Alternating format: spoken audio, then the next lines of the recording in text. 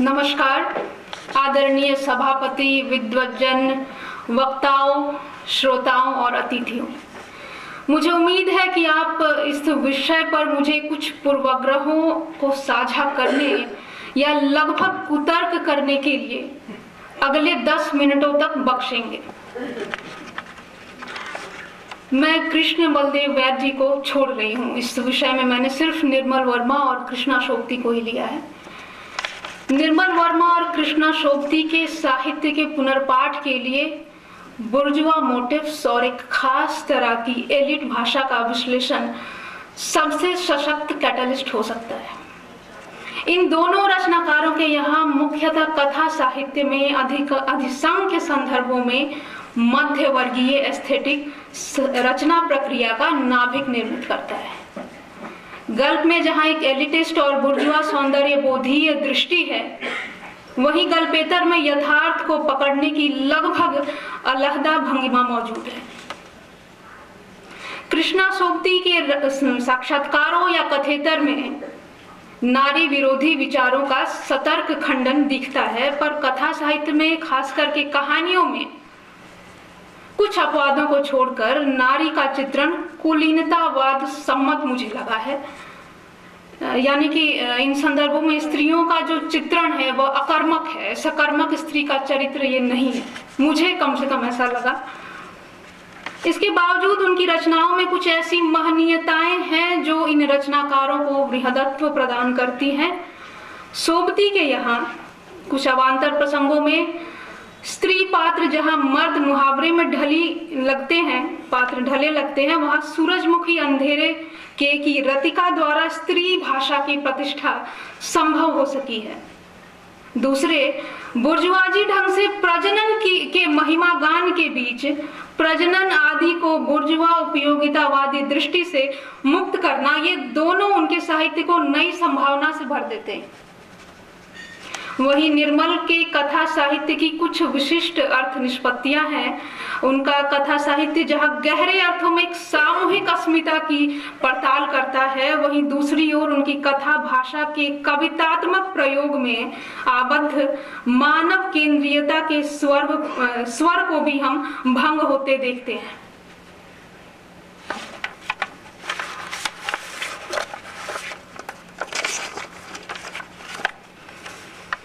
मैं कुछ पदबंधों का जिक्र कर रही हूँ। हालांकि हम शोभती को देख रहे हैं कि वह स्त्री के एक स्वाधीन चरित्र को उजागर कर रही हैं। पिछले सभी अभिभाषणों में मैंने ऐसा सुना, कुछ अपवादों को छोड़कर। पर मेरे पास कुछ पदबंध हैं जिनकी परिभाषा मेरे पास नहीं है। वे उनकी कहानियों में अधिकतर है। संभली संवरी सी सुंदर सलोनी बहुएं, मजबूत बाहों वाले युवा बेटे, चूड़ी वाली मेरी गोरी चिट्टी दूध सी बहू, झन झन गहनों की झंकार से दुल्हन ससुराल पहुंच गई। सुंदर सलोनी बहुएं, भोले भोले पोते पोतियां, बच्चों की किलकारियों से घिरी घिरी साझें, सुरुचिपूर्ण सहेजे घर में वह पति का स्वागत कर रही है, आदि वाक्यांश कई विमर्शों को आमंत्रित करते हैं। और कुछ सास बहू के प्रसंग भी हैं। बहू के हाथ में फल होते हैं, बहू के भाग्य में फल होते हैं और परिवार की बेल बढ़ती है। मित्रों मर्जानी में भी है कि बेल बढ़ा दीवानों की। और एक कहानी में आता है यह जिक्र, यह अमीरी किस काम की, न गोद खुली न बाल बच्चों का मुंह देखा आदि। इन कथनों को किस तरह परिभाषित किया जा सकता है जब हम एक स्वाधीन स्त्री की बात कर रहे होते हैं।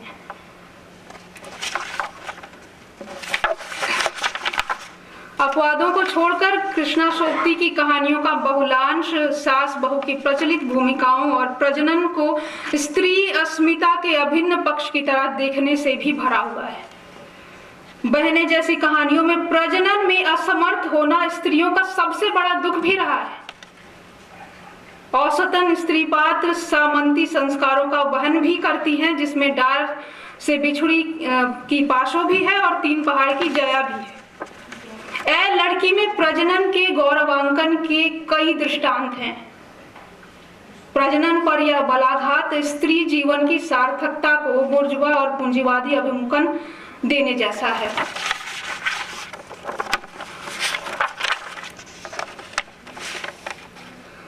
वहां भी कुछ संवाद हैं। जीव उत्पन्न करने में उसकी गूंथ गूंथ कुदरत से मिली रहती है। बेटी के पैदा होते ही माँ सदाजीवी हो जाती है। माँ बनकर वह तीनों काल जी लेती है। जैसे कथनों में प्रजनन की वायवीय व्याख्याओं के जरिए प्रजनन को स्त्री अस्मिता के अभिन्न पक्ष के रूप में प्रस्तावित करने का यह उद्योग नया नहीं है।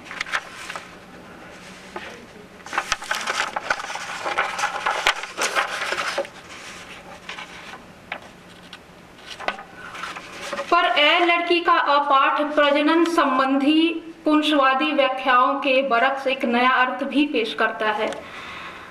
प्रजनन का महिमा गायन पारंपरिक वैवाहिक संबंध से लगभग मुक्त है। यह मुझे बहुत नई बात लगी।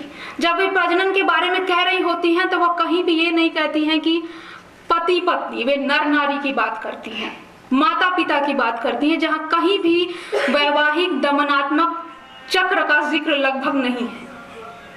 इन प्रसंगों में विवाह और तत्पश्चात प्रजनन का प्रचलित अभ्यस्त क्रम लगभग टूटा हुआ है। यह कथा बुर्जुआ उपयोगितावादी मानसिकता से मुक्त स्त्री की जैव रासायनिक प्रवृत्तियों को सेलिब्रेट करने की भी कथा है। मित्रों मरजानी की मित्रों इस पुंसवादी और बुर्जुआ पाखंड का शिकार बनती है, जहां स्त्री पुरुष की कामुक भिन्नता को सिरे से नकारा जाता है। पर उपन्यास का अंततः स्वकीयता को ही श्रेष्ठ धर्म के रूप में प्रतिष्ठित कर उसी मानसिकता की विजय का प्रतीक भी बन जाता है। इसके बावजूद मित्रों और रतिका जैसे पात्र महत्वपूर्ण हैं तो इसलिए कि ये इस मिथ को तोड़ती हैं कि स्त्रियां केवल स्वीकृति मूलक वाक्य ही बोलती हैं। उधर सूरजमुखी अंधेरे के में दिवाकर द्वारा स्त्री की कोख को पितृसत्तात्मक स्वार्थ से ऊपर उठकर रिजर्व फॉरेस्ट आदि कहा जाना, आपने जरूर पढ़ा होगा। एक संदर्भ है जहां दिवाकर स्त्री की कोख के बारे में एक लगभग नायाब कथन कहते हैं। तो यह जब कह रहे होते हैं तो यह कोख को सभी पारंपरिक बुर्जुआ उपयोगितावादी से मुक्त करने का ही उद्यम है। अतः प्रजनन का महिमा गायन उनके यहाँ एक बुर्जुआ मोटिफ या सिंबल तो है, पर उसका सतर्क खंडन भी उनके यहाँ मौजूद है। रतिका प्रजनन की आड़ में छिपे पुंसवादी बुर्जुआ स्वार्थ को यह कहकर नकारती है कि वह बच्चे पैदा करने की मशीन नहीं है। अब एक और मोटिफ की ओर यदि चले, जहां मैं निर्मल वर्मा और कृष्णा शोभती को एक साथ रख के देख रही हूँ। निर्मल वर्मा और कृष्णा शोभती की रचनाओं में पहाड़ी भूदृश्य एक वर्चस्वमान केंद्र निर्मित करता है, पर बहुतेरे संदर्भों में वह एक बुर्जुआ मोटिफ में परिणत हो जाता है। तो इसके कई कारक हैं। शिमला, दार्जिलिंग आदि के औपनिवेशिक अवशेष और विरोधाभास होते हुए भी पहाड़ी अंतर्विरोध, नेटिव पात्र और उनकी भाषा बिल्कुल नदारद है। निर्मल वर्मा की भाषा सर्वत्र इतनी एलिटिस्ट और है कि वे यूरोपीय भाषाओं को के अतिरिक्त शायद ही किसी अन्य स्थानीय बोली को स्थान देते हैं। वहीं सोबती की कथा भाषा, जिस पर चर्चा भी हुई, अन्य संदर्भों में अत्यंत समावेशी होने का प्रमाण देती है, जहां वे गुजराती, राजस्थानी और तमाम स्थानीय भाषा को महत्व देती हैं। पर पहाड़ी कथानक आते ही उनकी भाषा भी असमावेशी होने लगती है। जैसे ए लड़की, तीन पहाड़, सूरजमुखी अंधेरे के, बादलों के घेरे इत्यादि में देखा जा सकता है। पहाड़ी कथानकों में पहाड़ी लैंडस्केप बहुत हद तक विपर्ययीकृत और मुग्धतापूर्ण निर्मित है।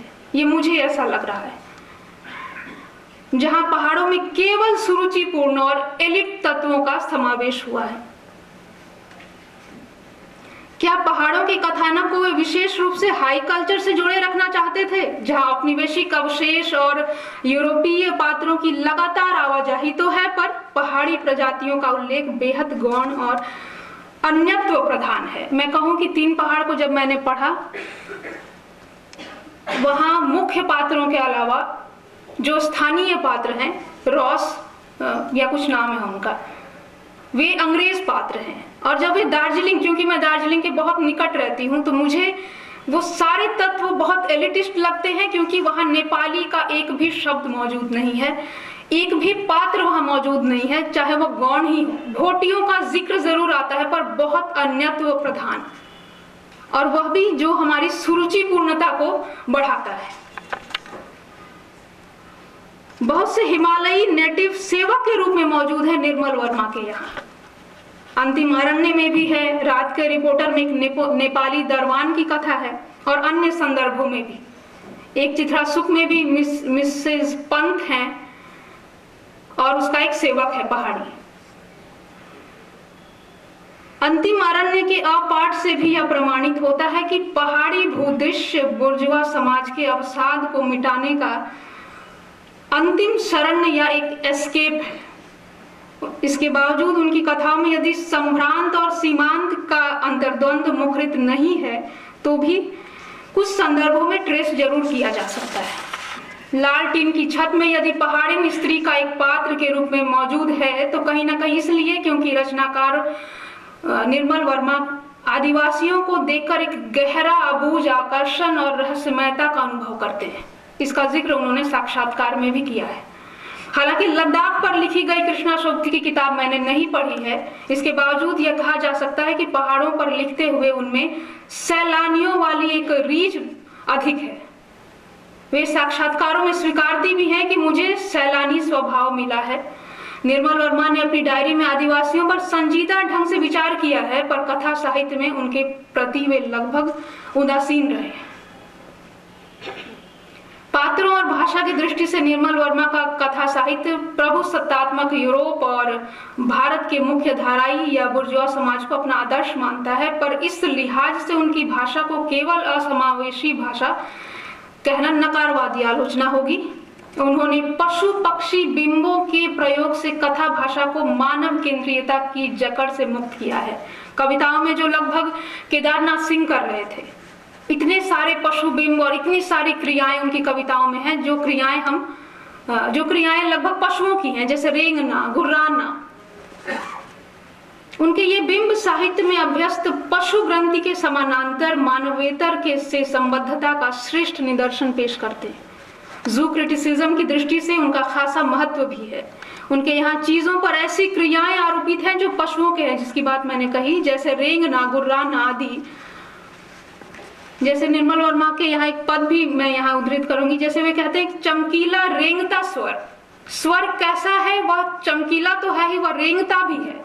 इसमें जो छिपे हुए पशु बिंब हैं, इसे हमें देखने की जरूरत है।